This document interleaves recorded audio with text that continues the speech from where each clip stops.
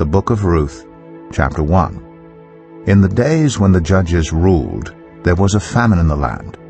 So a man from Bethlehem in Judah, together with his wife and 2 sons, went to live for a while in the country of Moab. The man's name was Elimelech. His wife's name was Naomi.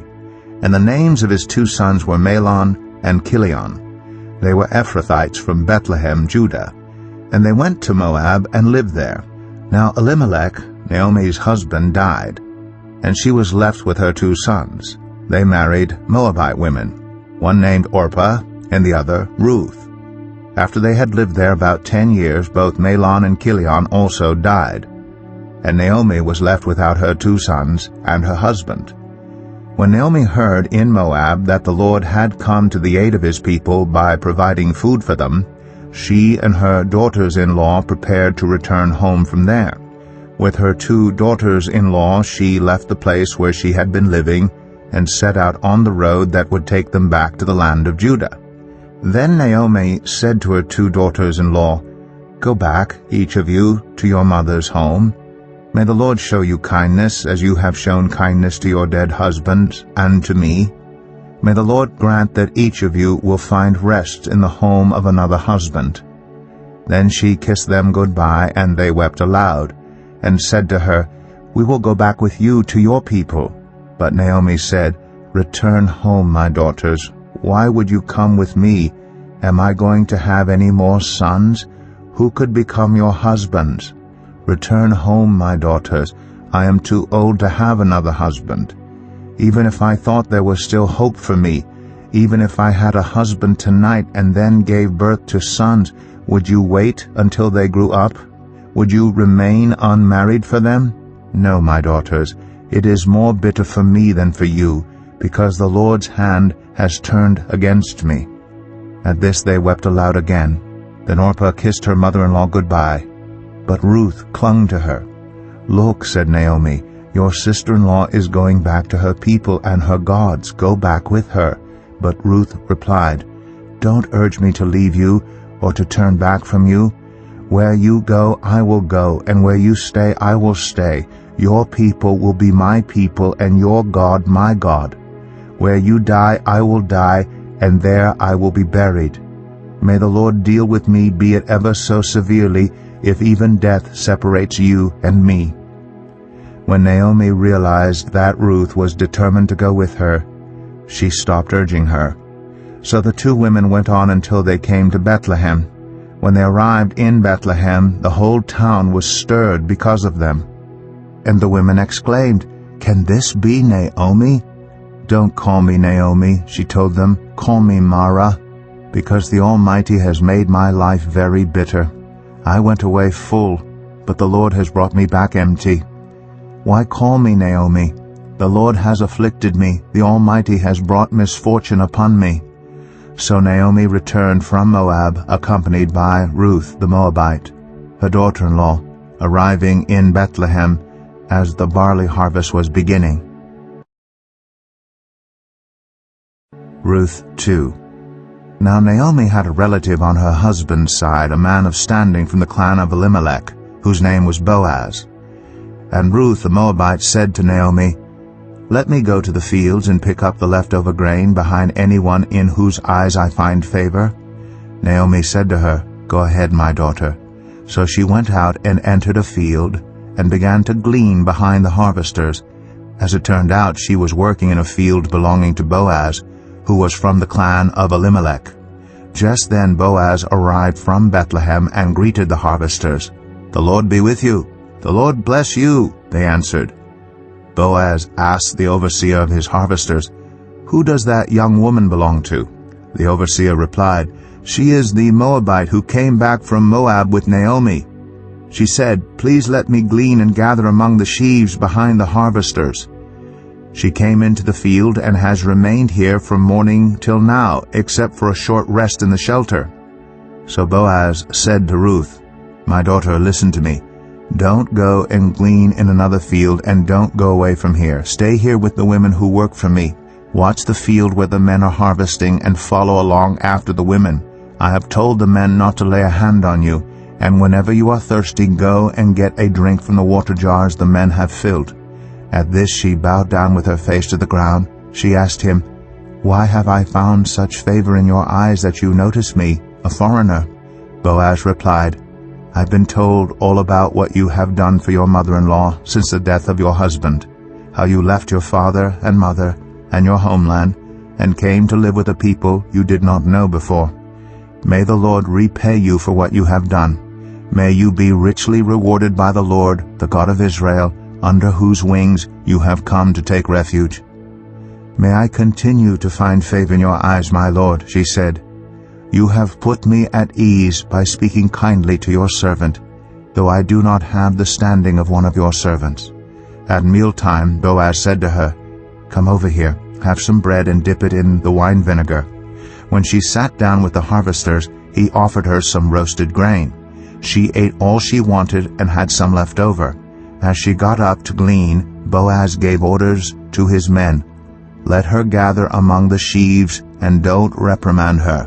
Even pull out some stalks for her from the bundles and leave them for her to pick up, and don't rebuke her." So Ruth gleaned in the field until evening. Then she threshed the barley she had gathered, and it amounted to about an ephah. She carried it back to town, and her mother-in-law saw how much she had gathered. Ruth also brought out and gave her what she had left over after she had eaten enough. Her mother-in-law asked her, "Where did you glean today? Where did you work? Blessed be the man who took notice of you." Then Ruth told her mother-in-law about the one at whose place she had been working. "The name of the man I worked with today is Boaz," she said. "The Lord bless him," Naomi said to her daughter-in-law. "He has not stopped showing his kindness to the living and the dead." She added, "That man is our close relative. He is one of our guardian redeemers." Then Ruth the Moabite said, "He even said to me, 'Stay with my workers until they finish harvesting all my grain.'" Naomi said to Ruth her daughter-in-law, "It will be good for you, my daughter, to go with the women who work for him, because in someone else's field you might be harmed."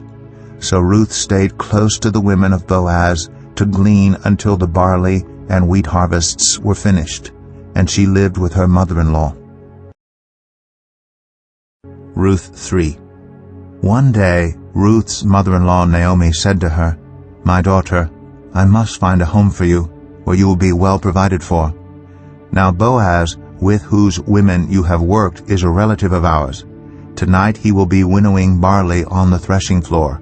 Wash, put on perfume, and get dressed in your best clothes. Then go down to the threshing floor, but don't let him know you are there until he has finished eating and drinking. When he lies down, note the place where he is lying. Then go and uncover his feet and lie down. He will tell you what to do." "I will do whatever you say," Ruth answered. So she went down to the threshing floor and did everything her mother-in-law told her to do. When Boaz had finished eating and drinking and was in good spirits, he went over to lie down at the far end of the grain pile. Ruth approached quietly, uncovered his feet, and lay down. In the middle of the night something startled the man. He turned, and there was a woman lying at his feet. "Who are you?" he asked. "I am your servant Ruth," she said. "Spread the corner of your garment over me, since you are a guardian redeemer of our family." "The Lord bless you, my daughter," he replied. "This kindness is greater than that which you showed earlier. You have not run after the younger men, whether rich or poor. And now, my daughter, don't be afraid. I will do for you all you ask. All the people of my town know that you are a woman of noble character. Although it is true that I am a guardian redeemer of our family, there is another who is more closely related than I. Stay here for the night, and in the morning, if he wants to do his duty as your guardian redeemer, good, let him redeem you. But if he is not willing, as surely as the Lord lives, I will do it. Lie here until morning." So she lay at his feet until morning, but got up before anyone could be recognized.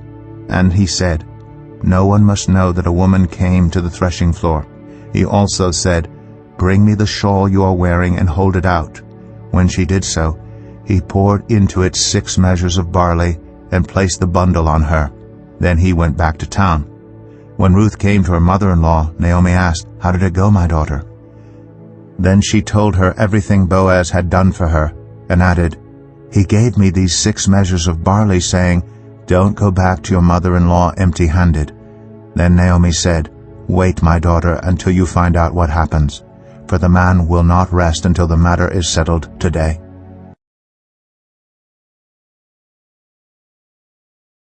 Ruth 4.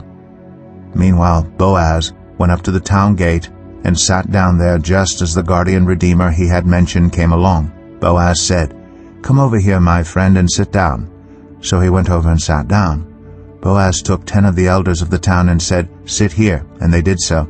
Then he said to the guardian redeemer, "Naomi, who has come back from Moab, is selling the piece of land that belonged to our relative Elimelech. I thought I should bring the matter to your attention and suggest that you buy it in the presence of these seated here and in the presence of the elders of my people. If you will redeem it, do so. But if you will not, tell me, so I will know. For no one has the right to do it except you, and I am next in line." "I will redeem it," he said. Then Boaz said, "On the day you buy the land from Naomi, you also acquire Ruth the Moabite, the dead man's widow, in order to maintain the name of the dead with his property." At this the guardian redeemer said, "Then I cannot redeem it because I might endanger my own estate. You redeem it yourself. I cannot do it." Now in earlier times in Israel, for the redemption and transfer of property to become final, one party took off his sandal and gave it to the other. This was the method of legalizing transactions in Israel. So the guardian redeemer said to Boaz, "Buy it yourself." And he removed his sandal. Then Boaz announced to the elders and all the people, "Today you are witnesses that I have bought from Naomi all the property of Elimelech, Kilion, and Mahlon. I have also acquired Ruth the Moabite, Mahlon's widow, as my wife, in order to maintain the name of the dead with his property, so that his name will not disappear from among his family or from his hometown. Today you are witnesses." Then the elders and all the people at the gate said, "We are witnesses. May the Lord make the woman who is coming into your home like Rachel and Leah, who together built up the family of Israel. May you have standing in Ephrathah and be famous in Bethlehem. Through the offspring the Lord gives you by this young woman, may your family be like that of Perez, whom Tamar bore to Judah." So Boaz took Ruth, and she became his wife. When he made love to her, the Lord enabled her to conceive, and she gave birth to a son. The women said to Naomi, "Praise be to the Lord, who this day has not left you without a guardian redeemer. May he become famous throughout Israel. He will renew your life and sustain you in your old age. For your daughter-in-law, who loves you and who is better to you than 7 sons, has given him birth." Then Naomi took the child in her arms and cared for him. The women living there said, "Naomi has a son," and they named him Obed. He was the father of Jesse, the father of David. This then is the family line of Perez. Perez was the father of Hezron, Hezron the father of Ram, Ram the father of Amminadab, Amminadab the father of Nahshon, Nahshon the father of Salmon, Salmon the father of Boaz, Boaz the father of Obed, Obed the father of Jesse, and Jesse the father of David.